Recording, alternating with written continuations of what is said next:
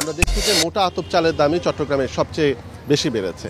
আমরা এখন আছি চট্টগ্রামের কাজিরদড়ি বাজারে এবং আমার পেছনে যে দোকানপাট ইতোমধ্যে খুলেছে এবং আমরা দেখছি যে এখানে মোটা আতপ চাল সেটি গত মাসের যে দাম সেই গত মাসের দামের তুলনায় অন্তত 18 টাকা বেড়েছে এবং প্রতি কেজিতে, এবং এটি আমরা দেখছি যে বস্তায় যদি আমরা হিসাব করি সর্বনিম্ন 200 থেকে সর্বোচ্চ 450 টাকা পর্যন্ত প্রতি বস্তা চালের দাম বেড়েছে।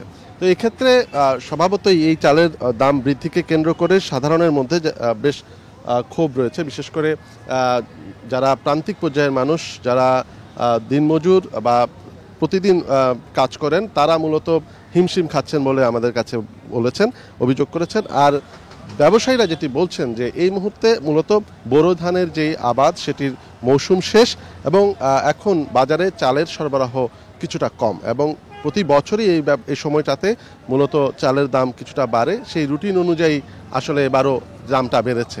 এই যে মানে মৌসুম শেষ হওয়ার যে বিষয়টি বলে দাম বাড়ানোর যে ব্যাপারটি, এটি কোনোভাবেই গ্রহণযোগ্য নয় বলেই তারা বলছেন। এবং তারা আরও যেটি বলছেন যে এই জন্য যেটি দরকার সেটি বাজারের একেবারে প্রান্তিক পর্যায় থেকে উপরের দিকে অর্থাৎ মিল পর্যায়ে একটি তদারকি দরকার। বিশেষ করে মিলাররা কোন দরে আসলে বিক্রি করছেন, মধ্যখানে কোনো মধ্যস্বত্বভোগী এই কারসাজির সাথে যুক্ত হচ্ছেন কিনা, বা পাইকারি বা খুচরা বিক্রেতারা কেউ অধিক মুনাফার লোভে বেশি দামে বিক্রি করছেন কিনা, এই বিষয়টির একটি নিবিড় তদারকি দরকার বলে তারা মনে করেন। গত 3 দিনের ব্যবধানে নওগাঁয় কিন্তু চালের দাম প্রতি কেজিতে 1 থেকে 2 টাকা বৃদ্ধি পেয়েছে। এছাড়া ধানের দাম বৃদ্ধি পেয়েছে প্রতি মণে 1 থেকে 200 টাকা।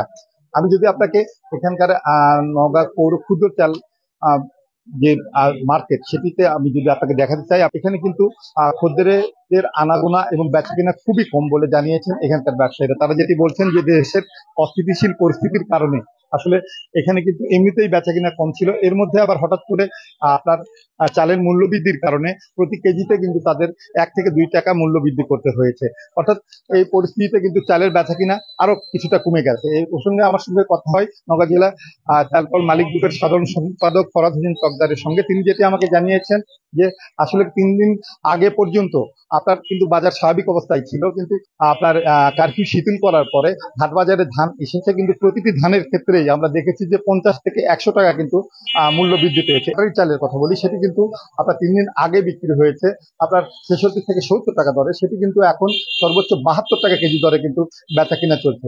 এই চালের যে আকস্মিক 1 থেকে 2 টাকা মূল্য বৃদ্ধি, এটি কিন্তু ভোক্তাদের জন্য অনেক কষ্টের ব্যাপার হয়ে দাঁড়িয়েছে। তারা যেটি অভিযোগ করেছেন, ভোক্তারা বলছেন যে অজুহাতে চালের মূল্য বৃদ্ধি করা হয়েছে তা কিন্তু যৌক্তিক নয়। তার প্রতিটি মিলারের কাছে পর্যাপ্ত পরিমাণে আপনার ধান মজুদ আছে, তারা ইচ্ছে করলেই কিন্তু বাজার কিন্তু স্বাভাবিক রাখতে পারে, কিন্তু এই দেশের অস্থিতিশীল পরিস্থিতির সুযোগ নিয়ে এই চাল ব্যবসায়ীরাও কিন্তু অযৌক্তিক ভাবে আপনার চালের মূল্য বৃদ্ধি করেছে। এই অবস্থায় তারা প্রশাসনের হস্তক্ষেপ কামনা করেছেন। এই ছিল নওগাঁর চালের বাজারের সর্বশেষ পরিস্থিতি।